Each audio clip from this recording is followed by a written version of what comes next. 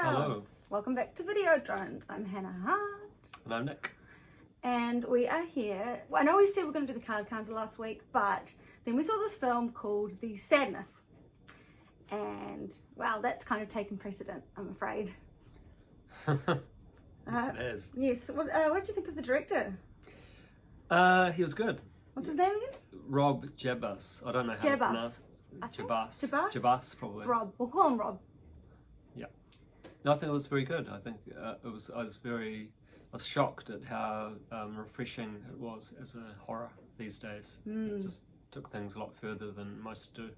Some people are arguing that a lot of films are becoming a lot more kind of conceptual, more like essays, kind of statements on things. And while this does that, it does it in a way that's really fun. And some people have thought it's just straight gore, which is, I think it's way more than that. Some people have criticised it as not having enough of a story, but it's an interesting and stark contrast to some other horror films that are sort of regarded as being more essay-like. But this one actually has. And I'm not into narrative much anyway, so yeah, I don't need a story really. Well, the thing is, there is a really strong story in this film, and a message that it's kind of putting across that's very subversive and very important as well. I'll talk about that a little bit later, I think. But yeah, it's interesting because I've been on all these online horror groups and there's been a lot of backlash, but there's also been far more love. It's funny how, like, if you make a horror film and it sort of ticks all the horror boxes, there's still people who are going to get upset and offended and like, ugh. I know. That's strange. It's been accused as being overtly graphic and gory, but I think the gore is so over the top and kind of almost fantastical that other films, such as we watched The Last House on the Left last night. Yeah. Now that actually was much more disturbing to me and much more affecting because it was a lot more real. A lot more real. So this is the can we even say it on YouTube? I don't know. Like, of course you can. The sexual assault scenes in the house, The Last House on the Left, were a lot more real and kind of upsetting and difficult to watch. Whereas those sort of scenes that are happening in The Sadness are kind of really over the top, and they're not actually shown in as much graphic detail. So yeah, if you find images of chaotic sexual depravity really unsettling, certainly don't watch this film. I mean, I still found that quite hard to watch, but not in the same way. No, it was more like more of a wincing kind of like, is he really doing that? Kind of a wince rather than a oh man, I can't handle. I actually felt quite nauseous watching certain scenes on The Last House on the Left, whereas I didn't feel the same kind of reaction to The Sadness. Yep. Because it is very over the top. But I mean, basically what happens is that there's a pandemic, a global pandemic, which we can all relate to, but it seems to have kind of mutated. There's this thing called an alvin virus. Of course, there's a scientist on the internet saying we should be more worried about this, and the commentators sort of blowing them off. And there's a discussion about people don't trust scientists so much anymore, which is so what's going on. But this has mutated and it's become more like a rabies virus. So some people will say this is not a zombie film, but I think it has all of the elements of zombie cinema, and that's one of my favorite genres of horror. I like it when a film doesn't play by the rules and invents new sort of rules for zombies. Okay, these zombies are not undead and you can kill them and all that sort of stuff, but it's almost like more like they've been possessed by like an evil spirit, which makes it more similar to, I suppose, to sort of the Evil Dead and the Deadites kind of idea. Which I far prefer to zombie films. So I still think. And the director's, sorry to interrupt, he's not a big zombie fan either. Like he said he doesn't, I can't remember his exact words, but he basically isn't a huge fan of the modern zombie movie, and he thought it was great that Train to Busan got a lot of attention and fame, but he definitely wouldn't consider it on his top 50 movies list, for example. His favourite zombie movie is the Dan O'Bannon one, Return of the Living Dead. Yes, he's such good taste, Dan O'Bannon. Because he calls it an oddball zombie movie. And he said that's mean as well, which he likes, which is a big indicator of what kind of films he likes. I mean, and also he loves Stuart Gordon, who did the Reanimator films, or the first one at least, and he did a film called Castle Freak, which is probably this guy's favourite horror film, or one that he's talked about quite a lot, he likes how kind of over the top it is. Yeah, Castle Freak. Fortunately, I recently watched that, and I was like, "What the hell am I watching? This is so weird." It is quite mean, but at the same time, the freak, the Castle Freak, is kind of quite a tragic figure that has been mistreated and just wants to connect with others, and unfortunately tries to do that in some pretty disturbing ways. But yeah, that actually explains a lot about this kind of like. And at no time do you think that it's a real thing, you know, it's obviously a horror film. No, Castle Freak. Oh yeah, Castle Freak. It's obviously, you know, fantasy, and that's what his films are as well. You know, it's not real sexual violence you're watching. No, it's pretty fantastical, I suppose. I mean, yeah, like it's more wincy than like, oh man, I feel sick. I wish I hadn't seen that. But definitely, some people will get upset by it. But I think. So what happens? So when these people get infected, which can happen really, really quickly, is that they sort of their eyes go black and they get this sort of rictus grin going on, and they sort of start like these tears, but they're kind of like congealed, gloopy, kind of viscous sort of substance starts pouring down their face, and they begin to commit acts of extreme sadistic cruelty in all kinds of ways.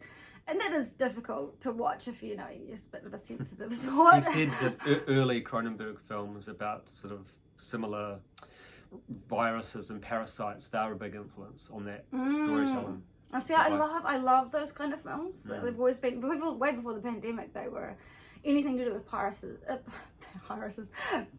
parasites or viruses was really intriguing to me. Anything sort of apocalyptic, but especially parasites. I kind of had this fixation on it. Find it quite terrifying, the idea of something entering your body. And in fact, children, when you're pregnant with children, the fetuses are considered to be parasitic because they kind of attach themselves to the body and feed. So I find that... They are the little buggers. Yeah, lovely little... Luckily they grow up to be awesome young men in my children's case. But there is this sort of strange relationship that all humans have with a parasitic host, that you were a parasite at one stage. But these are more like, different kind of parasites. But yeah, they just need to commit acts of cruelty and violence and sexual depravity. It's kind of like the id. So instead of having a usual, we have a sort of a veneer of civility about ourselves, and we can control ourselves somewhat with our brain to not giving into our basic impulses, but this virus removes that. So they're just the same as people. They can still do everything that people can, which is really a lot more frightening, because it's not like they can't climb up something, or like, one zombie usually is not that much of a problem, but one of these people that have just been infected with this virus is a really bad time.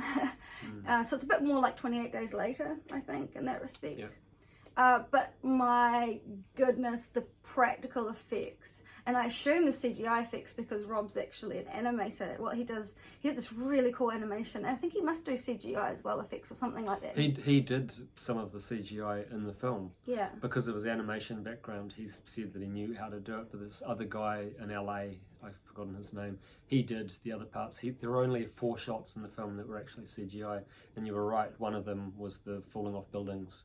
There's a really amazing one where this woman falls off a building and kind of splat, and I was like, what? How did they do that? That was the most realistic looking one I've ever seen, and that was the only one that I thought, real. Normally I can spot CGI from like a mile away. I'm like, that's CGI. Well, the other CGI were actually cars. Interesting. Which is interesting. It's like a very, it's my kind of CGI, the kind of CGI that you don't even think about. And of course the other ones were like destructive. The cityscapes. Yeah, the cityscapes, but they were all really, really well done. Like I said, normally I can spot CGI a mile off, so that means it really was as practical effects heavy as I thought it was. And we did watch it. It's on Shudder at the moment. I would totally go see it at a theatre if it does come to a theatre.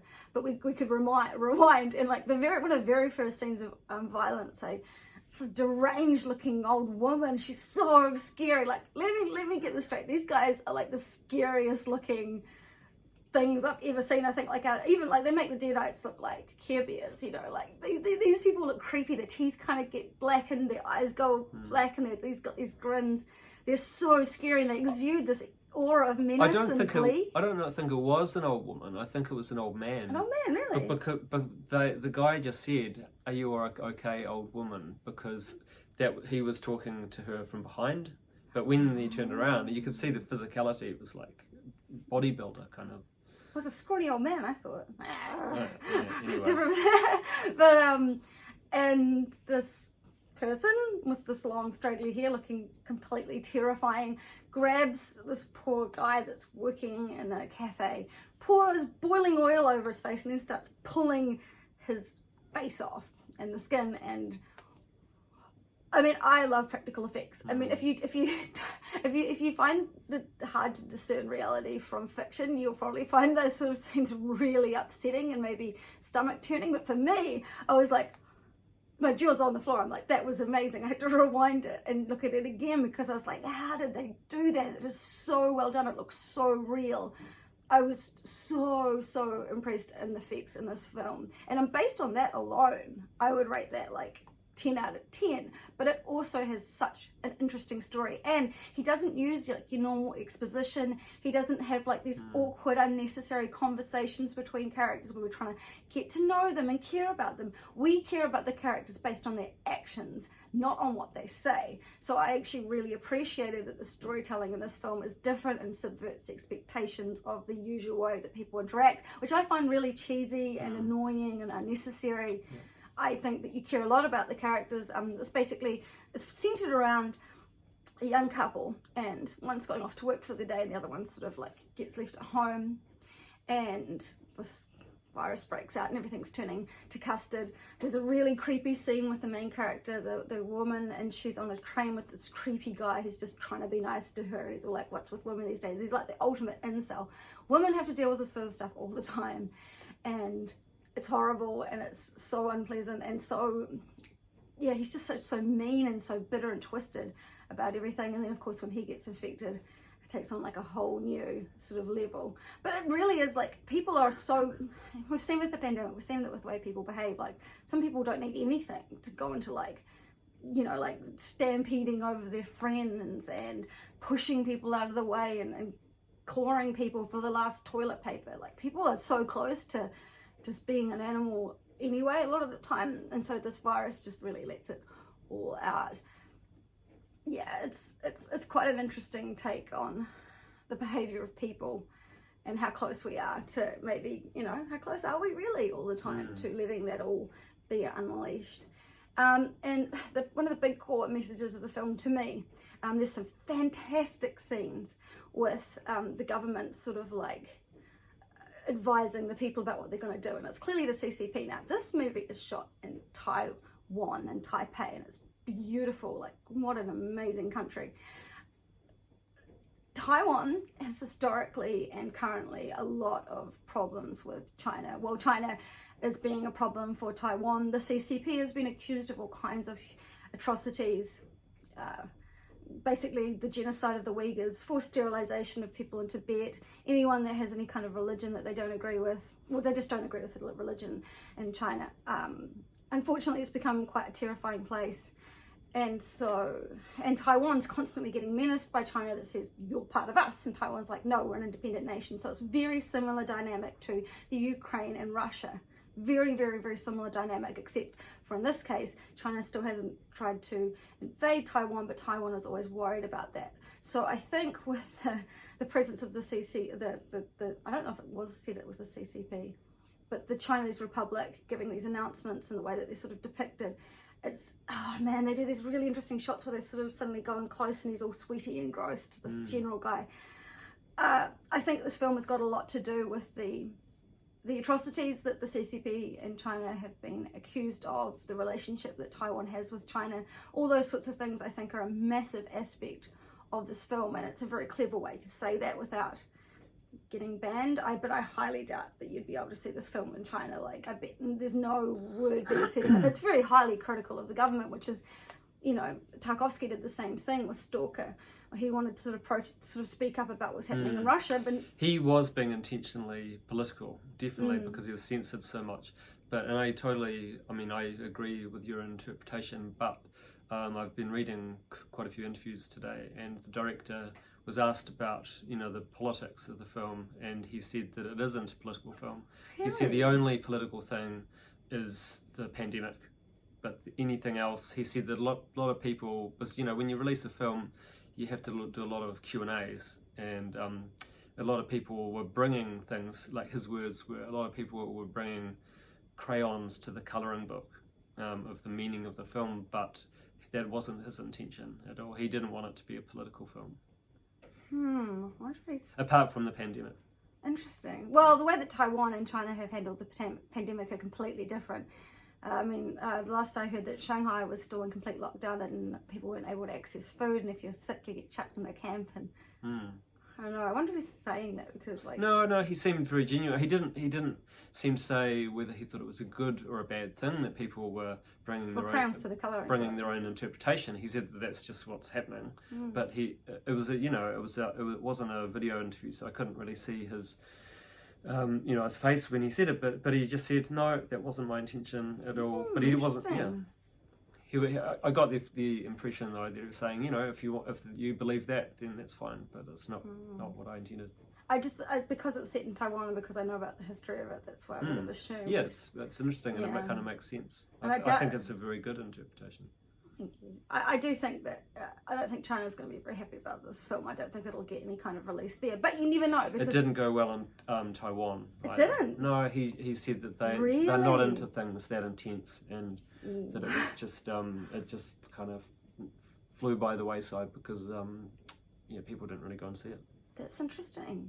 Gosh, because the Taiwanese actors are so good. The entire cast is so freaking fantastic. He had, because of producers always do this. They kind of force certain actors on you because they think that they're famous or they're going to do really well, and that's going to bring them money. The young guy, he was a new up and coming guy. I guess like the Brad Pitt of Taiwan or something. He's pretty hunky. And so he was totally forced on the production, but the director said that he was very 100% happy with him in the end. So good. Yeah, he's so good. But he did choose the main girl, because he liked the way, not just the way she looked, but the way she looked when she was scared. So that's why he cast her. Yeah, she's stunning as well. He cast the old guy. The creepy guy on the train, yeah. Who's so memorable, especially when his eyes turn.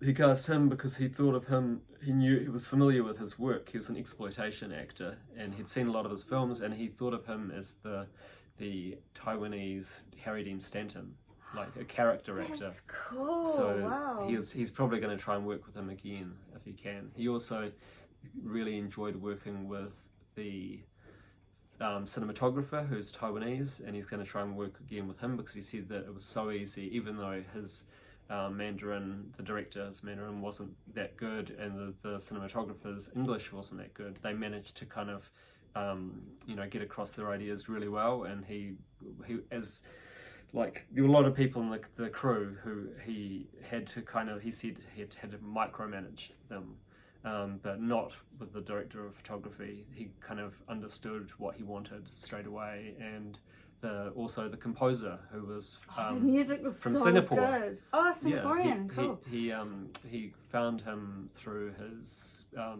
Bandcamp or SoundCloud account, which he really liked, and a lot of these people were first timers, but yeah, he's going to work with those guys again. Yeah, every single aspect of this film was just like tick, tick, tick. The cinematography was great. The score, the unsettling score was just so good. It really is just like such a flawless film for someone who's a first timer, especially. And there's a couple of really good Cronenberg level moments that you should look out for that are just like, they are total homages to Cronenberg's wonderful body horror. Scanners, especially. Scanners and The Fly, there's a wee fly moment in there. And you said there was a moment which was very much sort of a nod to Irreversible. Definitely. He definitely based it on that, This, maybe we should. I won't say, but the sort of finale of Irreversible, which is pretty hard to watch. It's sort of, but in this film, it was done in a slightly more gleeful way. So it was, You're seeing all these actors playing these sort of like lovely people that turn into these vicious monsters is really satisfying. It's such a cool role for these actors. Pretty much everyone in that film was just sparkling. They were on fire, and I'm so glad to hear that the production went so well and so easily. It did seem like that. It did seem like it was something that everyone really enjoyed being a part of and enjoyed doing. But yeah, there's some kind of think of like the worst possible things that you can imagine wanting to do to someone or say to someone. They're going to say that in this film. But I liked that. I liked how uncensored it was and how raw. But like I said, like it's not in a way that's terribly realistic. So in that respect, yeah, I don't know, maybe some people could handle it better than most. I just feel like his next film isn't going to be as intense in some ways. He didn't really explain exactly what he meant. I think I got the feeling he wants to sort of keep it a secret, but I think it's called something like The Clearing, and he said it's going to be, I can't remember what he's talking about exactly, but maybe the effects are going to be done in a slightly different way. But it's a horror. Oh, good. We're so looking forward to seeing more work from Rob. He is so exciting. I mean, the only other film I've enjoyed this much on the horror spectrum would be The Innocent Space School, Vogt. And I really think that Rob is at that same level, and I'm so excited. Sorry. Do you mean ever, or do you just mean? No, I mean in the last year. For a long time, actually, maybe, yeah, he's really up there. It's been a very long time since I was that excited about a film and enjoyed it that much, and had as many genuine wincing moments, but also was an absolute heaven, especially in regards to the practical effects. Holy moly, I just had everything I've ever wanted in a film. I suppose the only other one that I've really liked that really made me that excited was Color Out of Space. Yeah, that one made me so excited. I thought my head was going to explode, because that was like the Lovecraft movie that I'd always wanted to be made. So yeah, it feels like something you would have seen in the 80s with exploitation cinema. So it's quite refreshing. I definitely felt that. No, I was really enjoyed it. I think it was fantastic, but yeah, definitely not for everyone. I definitely think he's going to get better as he keeps making films. That's an exciting thought, because he's already so freaking good and he's working with such great people. It's like, how can I get him? His attitude is the most important thing about this first film, how far he pushes things, which is really great. So 2 thumbs up for how far he's pushed it. That was awesome. You did not hold back. That was so much. And it is kind of fun in a really messed up way. I don't know, it was something else. It pushes it right to the edge, and it goes over the edge, which was, I mean, we said it even made New French Extremity look like a Disney movie. Yeah, and in some ways, definitely. I liked it a lot more than New French Extremity, which I find more cruel. I know this is a cruel film, but I didn't find it as cruel because of the heightened over-the-topness of everything. Oh, and there's a really cool little cartoon that's showing on the TV near the beginning of the film, and we were like, what is that? Because it didn't seem like something that could be made in the 30s, but it has that look. It has that look about beautiful. It. It's so creepy and so unsettling. It seems to link up perfectly with what's going on. Perfectly. And then so I did some digging and I was tweeting away, and thank you, Rob, because you got back to me and told me where I could actually watch this little cartoon. And I was like, this is he made this a long time before he even thought maybe about the sadness. And I'll put it in the description below. Yeah, it's got some animated wolf peen in it and some really messed up stuff happening in it, but it's such a cool little cartoon, and yeah, like you say, very looks like old Disney, but isn't. And I wonder if maybe that was some of the seeds of his ideas for the sadness, or I don't know. I really liked it. It's very messed up. It's kind of quite occulty towards the end, and once again I read into it maybe it's about colonialism, blah blah blah, but maybe that's just me. There is a wolf, and there are this sort of English-looking bulldog, and I don't know. It's not very long, but it is so good. I've watched it several times. It's quite disturbing in a way, but fascinating. I mean, with the people who completely believe that there's children sacrificed and stuff going on, and Illuminati, I know it's pretty PG compared to that. And there was one other thing I wanted to talk about, but I can't remember. I can't remember. Damn it! I'll probably just put it down below if I can remember it. So what would you give it? I'm giving it 5 out of 5 bloody raw hearts. I would probably give it 3.5. I mean, I liked it a lot, but I'm hard with reviews with numbers.